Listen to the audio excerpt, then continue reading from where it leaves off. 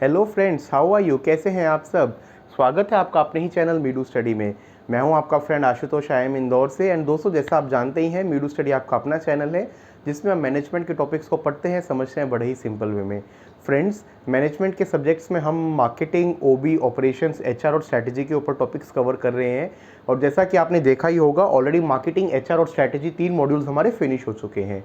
तो अब हम ओबी और ओएम पे फोकस करेंगे और साथ ही हमारे सब्सक्राइबर्स कुछ नए सीरीज़ के बारे में भी सजेस्ट कर रहे हैं, सब्जेक्ट्स के बारे में, उस पर भी हम लोग वर्क कर रहे हैं। आज की जो हमारी वीडियो है दोस्तों, ओबी है और ओबी में ये लर्निंग 2 है। आपको ध्यान होगा, अगर आपने सब्सक्राइबर्स ने ना देखी हो तो आप प्लेलिस्ट में जाके वीडियो नंबर 12 देख सकते हैं, जिसमें हमने लर्निंग को इंट्रोड्यूस किया था। हमने आपको बताया था लर्निंग क्या होती है और फिर हम लर्निंग की थ्योरीज पे गए थे और हमने क्लासिकल और कंडीशनिंग 2 थ्योरीज जो हैं उनको अच्छे से पढ़ा था। एक थी पैवलोव्स थ्योरी, एक थी स्किनर थ्योरी। आप एक बार प्लीज़ प्लेलिस्ट में जाके दोबारा देख लीजिएगा इनकेस आपको ना पता हो। आज हम जो है थर्ड थ्योरी पे जाएंगे और दोस्तों ये थ्योरी है कॉग्निटिव लर्निंग थ्योरी। ये बहुत इंपॉर्टेंट है, इसलिए आज की पूरी 10 मिनट की वीडियो में हम इसी थ्योरी को पढ़ेंगे, डिटेल्स में इसके स्टेप को समझेंगे। कॉग्निटिव थ्योरी को जो है कॉग्निटिविज्म भी कहा जाता है। तो अगर आपको कोई कॉग्निटिविज्म कहे तो बेसिकली वो इसी लर्निंग थ्योरी के बारे में बात कर रहा है। According to cognitivism, learning occurs when a person's schema is combined, extended और altered। अब schema क्या होता है? Perception of individual about the world। तो मतलब हमारे चारों ओर जो वातावरण है, जो एनवायरनमेंट है, जो दुनिया है, उसके बारे में हमारे हर इंसान की एक परसेप्शन होती है। अब कहते हैं ना कि सुंदरता देखने वालों की आंखों में होती है, क्यों? क्योंकि हर किसी की अलग परसेप्शन है। अब एक सेम सामने दृश्य होगा, किसी को बहुत अच्छा लगेगा, किसी को बहुत खराब भी लग सकता है।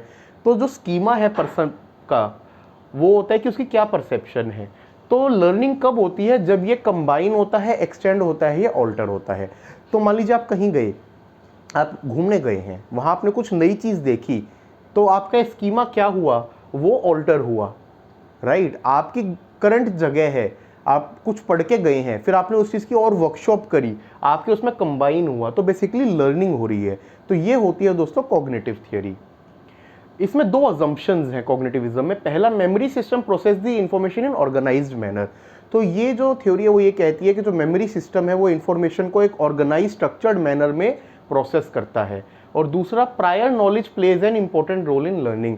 मतलब जो इंडिविजुअल की पुरानी नॉलेज है, पहले की नॉलेज है, वो काफ़ी इंपॉर्टेंट रोल प्ले करती है लर्निंग में। ये 2 जो है अजम्पशंस हैं। अब कॉग्निटिव थ्योरी किस तरीके से दिखती है? एक सेंसरी इनपुट है, वो इनपुट आपका मेमोरी के अंदर आता है। मेमोरी में आपका विजुअल, ऑडिटरी, टेक्टाइल। विजुअल मतलब जो हम देख रहे हैं, सुन रहे हैं, सेंसरी ऑर्गन्स। इसके बाद सिलेक्शन, अटेंशन या पैटर्न रिकॉग्निशन होता है। अभी आप इस चार्ट के फ्लो को देख लीजिए, इसकी एक एक टर्म हम एक एक स्लाइड में पढ़ेंगे। फिर वो जाता है शॉर्ट टर्म मेमोरी में, जिसको एसटीएम बोला जाता है। इसमें टेम्परेरी मेमोरी वर्किंग होती है और इसमें जो मैकेनिज्म यूज होते हैं वो होते हैं रिहर्सल या चंकिंग, ठीक है, जिससे आउटपुट या रिस्पॉन्स जनरेट होता है। ये एंकोड होकर लॉन्ग टर्म मेमोरी या एलटीएम में जाता है और काम आने पे इसको रिट्रीव किया जाता है, जिसको रिट्रीवल बोला जाता है। तो हर इंसान की 2 मेमोरी होती है, शॉर्ट टर्म, लॉन्ग टर्म। अब आप याद कीजिए, आप मान लीजिए जो भी आपकी एज है, 25 साल, 30 साल, कुछ ऐसी चीज़ें होंगी जो आपने बचपन में पढ़ी होंगी, बचपन में सीखी होंगी, देखी होंगी, लेकिन आपको अब तक याद है। आप 4-5 साल के थे, आपके पेरेंट्स कहीं घुमाने लेके गए, आपको अभी तक याद है। तो जो चीज़ें इतने लंबे टाइम तक आपके दिमाग में है, उनको कहते हैं लॉन्ग टर्म मेमोरी। अब एक एग्जांपल लेते हैं, आपने बहुत सारी चीज़ें पिछली क्लास में पढ़ी, उसमें से कुछ चीज़ें तो आपके दिमाग में स्टोर हो गई, तो वो लॉन्ग टर्म मेमोरी का पार्ट बन गई। कुछ चीज़ें आप भूल गए, तो जिन चीज़ों को हम भूल गए और जो हमें ज़्यादा टाइम तक याद नहीं रहती हैं, वो हमारी शॉर्ट टर्म मेमोरी में आती हैं। चलिए अब एक एक स्टेप को समझते हैं। अब क्या कंपोनेंट्स हैं, आप पहले इनके नाम देख लीजिए, फिर हम सब पे जाएंगे। Sensory memory, selection attention, pattern recognition, short term memory, rehearsal and chunking, encoding, long term memory. तो इन टोटल 7 स्टेप्स हैं। अब इन स्टेप्स को हम लोग पढ़ते हैं। सबसे पहले दोस्तों आते हैं सेंसरी मेमोरी में। It represents the first stage of information processing by human brain. पहली स्टेज है कि इंफॉर्मेशन को ह्यूमन ब्रेन जो है वो कैसे प्रोसेस करता है। Information obtained from different sense organs is held in sensory memory briefly till the time it is forwarded for further processing. Sense organs जैसा हम बचपन से पढ़ते हैं, 5 सेंस ऑर्गन्स होते हैं, राइट। आईज, ईयर्स, नोज, आपका टच और थ्रोट, ठीक है। अब it is held in sensory memory briefly till the time it is forwarded for further processing, जब तक ये फर्दर प्रोसेसिंग के लिए ना भेजी जाए। इसका एग्जाम्पल लेते हैं। एक एम्प्लॉय है, वो अटेंड कर रहा है meeting with his client regarding a new project. Information given by the client is heard as well as written down in form of note. तो सेंसरी मेमोरी में आप किसी मीटिंग में गए, वहाँ पर कुछ बताया जा रहा है, क्लास में आपकी टीचर पढ़ाती थी लेक्चर, आप कुछ चीज़ें नोट करते थे ना, नोट्स बनाते थे, तो किस लिए होता था, आप नोट्स बना रहे हैं तो आप सुन रहे हैं, वो आप राइट कर रहे हैं, तो आपकी सेंसरी मेमोरी में जाके वो स्टोर हो रहा है, इसको कहते हैं सेंसरी मेमोरी। इसके बाद दोस्तों आता है सिलेक्शन अटेंशन। सिलेक्शन अटेंशन क्या होता है? It is the ability of individual to select and process certain part of information and ignore the irrelevant. Selection attention, select किया, उस हिसाब से अटेंशन दी। अब कहते हैं ना कि यार वो इतनी बातें बोलता है, मैं तो जो मेन चीज़ हो ना वो सुन लेता हूँ, वो एब्जॉर्व कर लेता हूँ। आप 2 घंटे लेक्चर में बैठे, उसके बाद कोई आपसे पूछेगा यार क्या सीखा, तो आप 3-4 पॉइंट्स जो है वो बता देंगे। तो आपकी मेमोरी ने क्या किया है, सेलेक्टिवली चीज़ों को लिया है। अब उस एग्जाम्पल में मान लीजिए बहुत सारी बातें जो है क्लाइंट ने करी, तो एम्प्लॉय जो है वो जो प्रोजेक्ट से रिलेटेड इन्फॉर्मेशन है कि स्टार्ट एंड डिलीवरी डेट क्या रहेगी, क्या रिक्वायरमेंट है, उनको वो रिटेन कर लेगा, बाकियों को वो इग्नोर कर देगा। इसको कहते हैं सिलेक्शन अटेंशन। थर्ड आता है दोस्तों pattern recognition. It is the process in which individual tries to connect with information gathered by relating it with information इशी already stores in the memory. हमारी मेमोरी में ऑलरेडी कुछ चीज़ें होती हैं, तो हमें जो नई इन्फॉर्मेशन मिलती है वो पैटर्न रिकॉग्निशन, मतलब हम उसको उससे रिलेट करने की कोशिश करते हैं ताकि चीज़ें आसानी से याद रहें। अब एम्प्लॉय जो है रिकॉल करेगा प्रीवियस प्रोजेक्ट में उसने क्या किया, और इस बेसिस पे जो है वो इन चीज़ों को रिलेट करेगा। स्टूडेंट लाइफ के एग्जाम्पल से लेते हैं, टीचर कुछ नई चीज़ें पढ़ा रही है, तो कहते हैं ना कि बच्चों आपको ये तो पता था, इसमें आप ऐसे याद करिए और इसको ऐसे रिलेट करिए। तो जो रिलेट करने वाली जहाँ चीज़ें आ जाती है ना, उसको हम लोग कहते हैं पैटर्न रिकॉग्निशन। अब चलते हैं नेक्स्ट पे। तो दोस्तों नेक्स्ट जो स्टेप है वो आपका है short term memory. Short term के लिए STM, it retains information for short period of time, कम समय के लिए। At this stage information is processed further to make information ready for long term storage and response. तो इसमें information process हो रही होती है और लॉन्ग टर्म के लिए उसको रेडी किया जाता है ताकि वो स्टोर हो और रिस्पॉन्स जनरेट हो। इसका एग्जाम्पल देते हैं। If employ is given an oral warning for indiscipline, it will remain in his mind for short time unless action is taken. अब जैसे क्लास में होता था ना, आप शोर मचा रहे हैं, टीचर कहती थी शोर मचाओगे तो आपको क्लास से बाहर निकाल दूंगी। आपने कुछ टाइम सुना, 1-2 दिन उसका इफेक्ट रहा, फिर दिमाग से उसको निकाल दिया कि मैम तो ऐसे ही बोलती रहती हैं। तो ये क्या है, ये शॉर्ट टर्म मेमोरी है।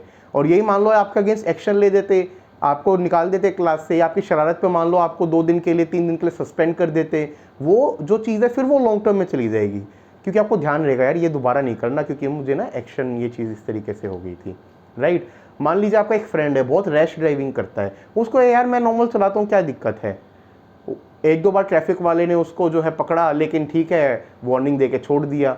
इसी के अगेंस्ट मान लो एक बार उसको पकड़ लिया और उसको मोटा फाइन लग गया, या कभी उसकी गाड़ी इस वजह से टकरा गई, तो उसको ये समझ में आ जाएगा यार ये काम नहीं करना। तो दोस्तों ये होती है शॉर्ट टर्म मेमोरी। अब आता है दोस्तों रिहर्सल एंड चंकिंग।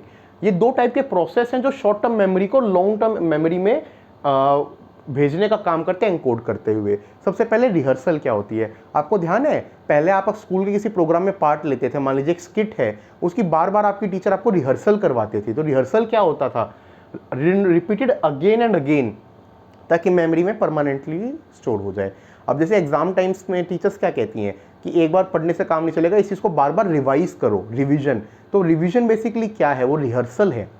दूसरा होता है चंकिंग, ग्रुपिंग ऑफ आइडियाज और bits of information to make retention easy and storable for longer period. मतलब चीज़ों को ग्रुप्स में याद करके स्टोर करना। ये अलग से ये चीज़ नहीं, इन 2-3 चीज़ों का फॉर्मूला बनाया, इकट्ठा रिलेट किया और उसको स्टोर कर दिया। तो ये दोनों तरीके हैं जिसके बेसिस पे जो है चीज़ें लॉन्ग टर्म मेमोरी में जाती हैं। अब इसका दोस्तों शॉर्ट टर्म मेमोरी से लॉन्ग टर्म मेमोरी में जाने का जो स्टेप होता है उसको कहते हैं एनकोडिंग। एनकोडिंग क्या होता है, process of relating new information from short term memory with information already in the long term memory. अब इसका एक एग्जांपल लेते हैं। एक न्यूली ज्वाइंड एम्प्लॉय आपकी कंपनी में आया, ऑपरेशंस में, मतलब जहाँ मशीन्स वगैरह का काम है, उसको एक नई मशीन ऑपरेट करनी सिखाई जा रही है। तो he will try to recall the information given by supervisor at the time of training to operate the machine. तो वो रिलेट करने की कोशिश करेगा, इसको कहा जाता है एनकोडिंग, ठीक है। और इसके बाद दोस्तों लास्ट स्टेप आता है, वो होता है long term memory. It retains information for relatively longer period of time. तो इसलिए इसको कहा जाता है कि परमानेंट स्टोर हाउस है and includes information that has been learned throughout the lifetime. अब आपसे कोई ये कहेगा कि जो है कोई बेसिक चीज़ें बताओ आपने स्कूल में पढ़ी, तो कुछ चीज़ें आप डेफिनेटली बता दोगे, फिर आपसे कोई मान लीजिए कोई मैथ्स का, साइंस का कोई वैसा क्वेश्चन पूछेगा तो आप कहोगे यार केमिस्ट्री फिजिक्स से इतने टाइम पहले पढ़ी थी, अब थोड़ी ना याद है। तो लॉन्ग टर्म मेमोरी मतलब वो चीज़ें जो आपको आगे तक याद रही, आपकी माइंड में स्टोर हो गई। A person working on same process in same organization for more than 3 years will complete process stored in the long term memory। एक एम्प्लॉई है, 3 साल से ज़्यादा एक कंपनी में हो गए, फाइनेंस डिपार्टमेंट में काम करता है, उसको सारी कमांड, सारी चीज़ें, कई बार तो इवन उसको जो वेंडर कोड्स भी ऐसे याद होंगे क्योंकि बार बार वो डेली उसी पे काम करता है ना, तो वो चीज़ें कहाँ स्टोर हो गई, वो होगी उसकी लॉन्ग टर्म मेमोरी में स्टोर। ठीक है, अब इसलिए जैसे पुराने एम्प्लॉयज़ के बारे में कहा जाता है कि 2 घंटे का काम ये सर तो आधे घंटे में कर देंगे, क्यों? क्योंकि उनको सारी चीज़ें उनके माइंड में स्टोर्ड है। तो ये कहलाती है दोस्तों लॉन्ग टर्म मेमोरी, जिसमें चीज़ें रिलेटिवली लॉन्गर पीरियड तक स्टोर्ड है। ये आज के दोस्तों जैसे मैंने बताया कॉग्निटिव थ्योरी बड़ी इंपॉर्टेंट थी, तो हमने इस पर पूरी वीडियो बनाई। नेक्स्ट हमारी फोर्थ आती है सोशल लर्निंग थ्योरी, जिसको हम अगली वीडियो में बनाएंगे और लर्निंग के बाकी कॉन्सेप्ट्स को पढ़ेंगे। आपको आज के टॉपिक में कोई भी कंफ्यूजन हो तो आप meedu.study@gmail.com पे लिख सकते हैं या फिर कमेंट सेक्शन में बता सकते हैं। और आपको अच्छा लग रहा हो दोस्तों तो लाइक शेयर सब्सक्राइब कीजिए। Thank you, take care.